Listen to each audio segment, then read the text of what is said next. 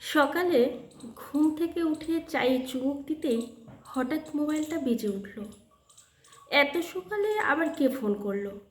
ফোনটা ধরতেই ওপাশ থেকে শুনতে পেল প্রবীর। স্যার, আপনার নামে একটা পার্সেল এসেছে। এত সকালে? ভ্রু কুচকে প্রবীর বলল, কি পার্সেল এসেছে? অ্যামাজন না ফ্লিপকার্ট? না না স্যার, একটা চিঠি। কি একটা চিঠি? এখন আবার কে চিঠি পাঠায়? ভুরুটা আরও কুচকে গেল প্রবীরের। আজকের দিনে দাঁড়িয়ে চিঠি কে পাঠাতে পারে ওকে?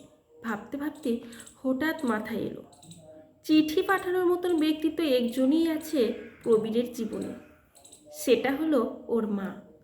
ওর মা এক অদ্ভুত মানুষ। প্রবীর যখন মাকে জানিয়েছিল চাকরি করতে ওকে কলকাতা যেতে হবে, একবারের জন্যও মা বাধা দেননি। একবারও বলেননি উনি, বাবা মারা গেছে, আমাকে ছেড়ে যাস না, আমি একা। প্রবীরকে কোনো দিন কোনো বন্ধনে জড়াননি, কোনোদিন ওর কোনো কিছুতে হস্তক্ষেপও করেননি। তাই প্রবীরকে হাসি মুখে বিদায় জানাতেও দুবার ভাবেননি। প্রবীর যখন ওর মাকে সঙ্গে কলকাতা নিয়ে যাওয়ার জন্য বলেছিল, সাথে সাথে মা প্রবীরের মুখের উপর না বলে দিয়েছিলেন। স্পষ্ট ভাষায় জানিয়ে দিয়েছিলেন যে আমি জীবন তোর কোনো কিছুতে কোনোদিনও জোর করিনি, তুইও আমার কোনো সিদ্ধান্তে হস্তক্ষেপ করিস না।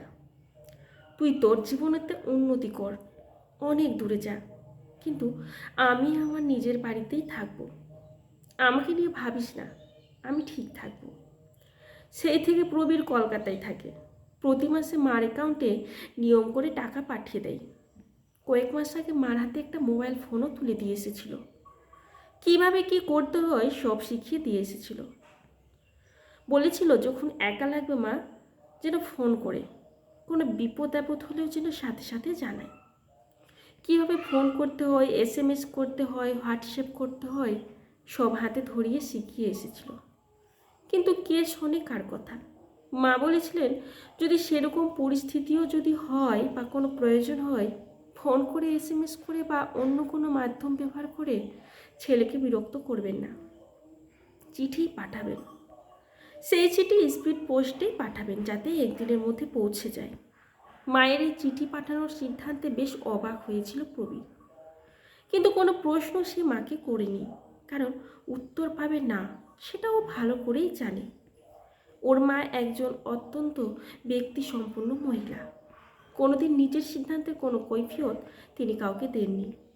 প্রবীরকে তো নয়, প্রবীরের বাবাকেও না। প্রবীর স্কুলে পড়াকালীনই ওর বাবা অকস্মাৎ এক দুর্ঘটনায় মারা গিয়েছিলেন।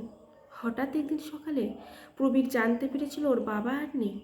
ভেঙে পড়েছিল ভীষণ, কিন্তু ওর মা একটু ভেঙে পড়েননি। ঠান্ডা মাথায় সবটা সামলানোর পর নিজে রোজগার করে প্রবীরকে বড় করেছিলেন। আবার চাকরি পাওয়ার পর সেই প্রবীরকে একা ছেড়েও দিয়েছিলেন। এইসব ভাবনায় ও কেমন যেন আচ্ছন্ন হয়ে পড়েছিল।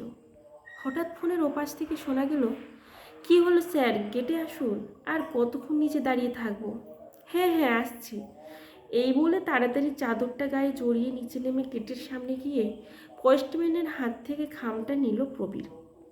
খামটা হাতে নিয়ে একটু অবাক হলো। এটা তো ওর মা পাঠায়নি, প্রেরকের নাম তো আলাদা, কিন্তু ঠিকানাটা ওই বাড়িরই। কে ইনি? গভীর আগ্রহে খামটা খুলেই চমকে উঠল। ভিতরে কোনো চিঠি নেই, আছে একটা চেক। চেক কে পাঠালো ওকে, তাও আবার মাত্র 10,000 টাকা? বিস্ময়ে হতবাক হয়ে চেকটা খুলে দেখতে যেতে একটা ছোট্ট কাগজ পড়ে গেল নিচে। চেকের পেছনেই রাখা ছিল ওটা। কৌতূহলী হয়ে প্রবীর কাগজটা তুলে দেখলো সেটা খবরের কাগজ থেকে কাটা বহু বছর আগে প্রকাশিত একটা নিরুদ্দেশের সংবাদ, এক কিশোরের ছবি।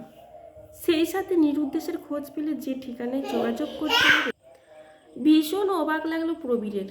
এটা কার ছবি? হঠাৎ যিনি পাঠালেন তিনি কেনই বা পাঠালেন?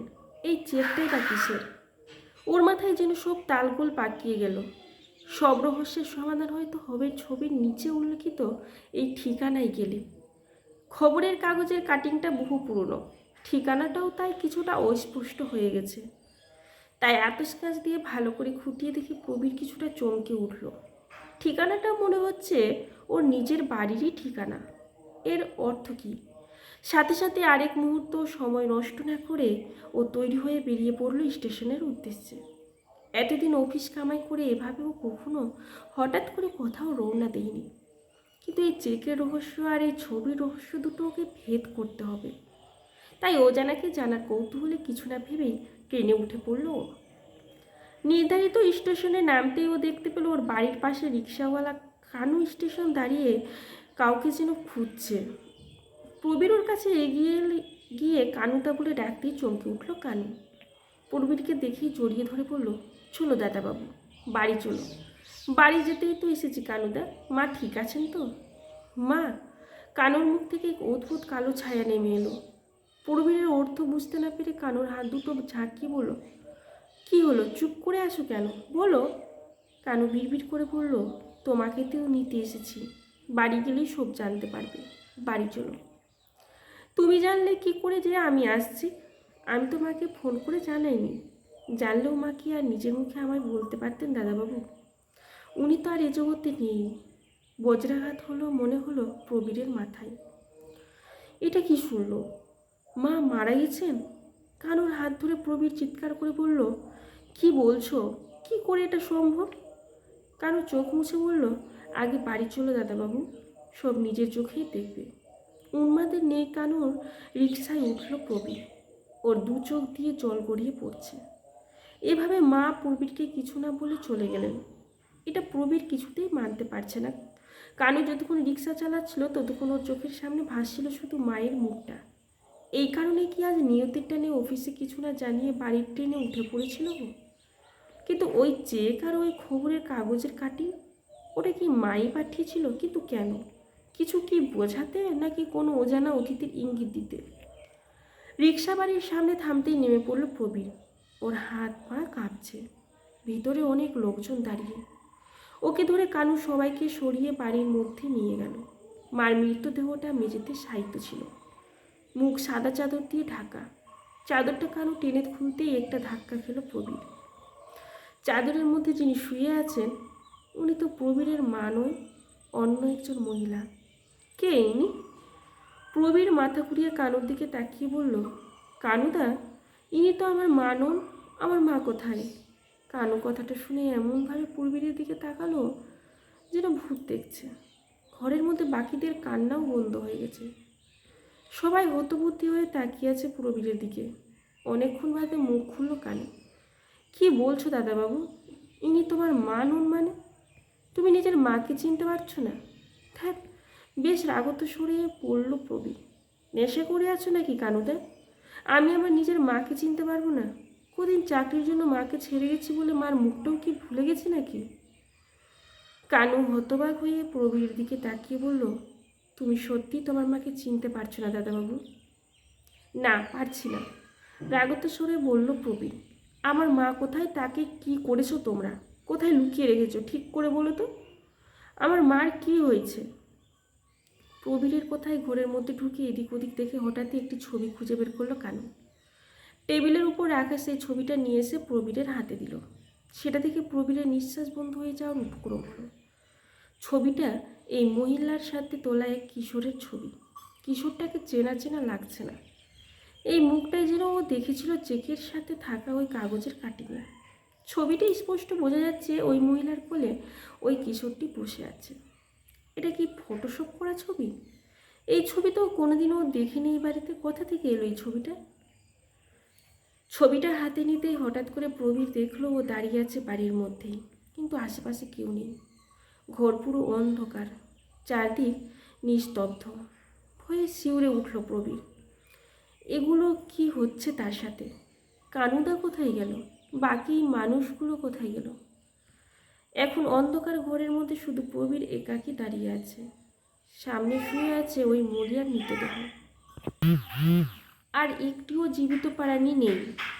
ঘরের মধ্যে ভয়ে আতঙ্কে দিশেহারা হয়ে প্রবীর বাইরে বেরোনোর দরজা খুলল, কিন্তু সেই দরজাও বন্ধ। ঘরের মধ্যে প্রবীর স্পষ্টভাবে কিছু দেখতে পাচ্ছে না, শুধু ওই সাদা চাদরে ঢাকা দেহটি ছাড়া।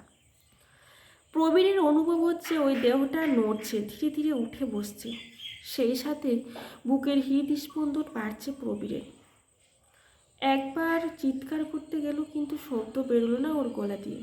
মনে হচ্ছে কেউ ওর গলা চেপে ধরেছে। ওর মনে হচ্ছে চারদিকের অন্ধকারে ক্রমশ যেন ওকে গ্রাস করতে আসছে, ওর গলা টিপে ধরছে।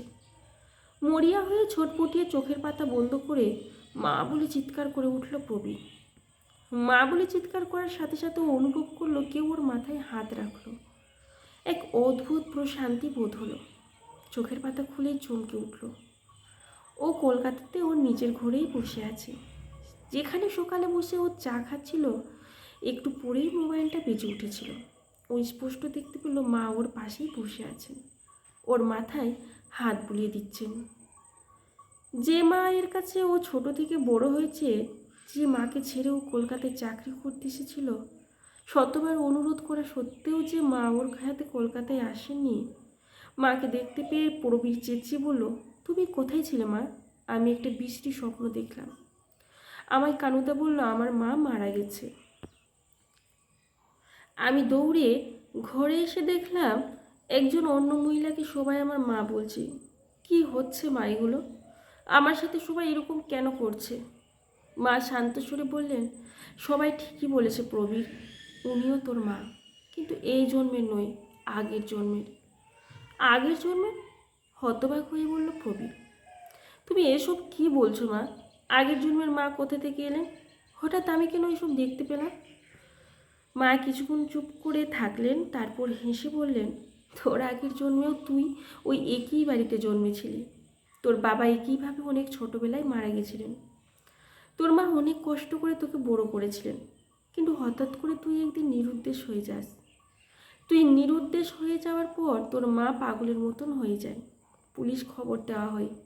পুলিশ অনেক খোঁজাখুঁজি করলেও তোর কোনো সন্ধান পাওয়া যায়নি। সেই সময় তো মোবাইল ফোন ছিল না। যদি থাকতো তাহলে তোকে ফোন করে হোক বা অন্য কোনো উপায়ে হোক উনি ঠিকই তোর সাথে কোনোভাবে যোগাযোগ স্থাপন করতে পারতেন।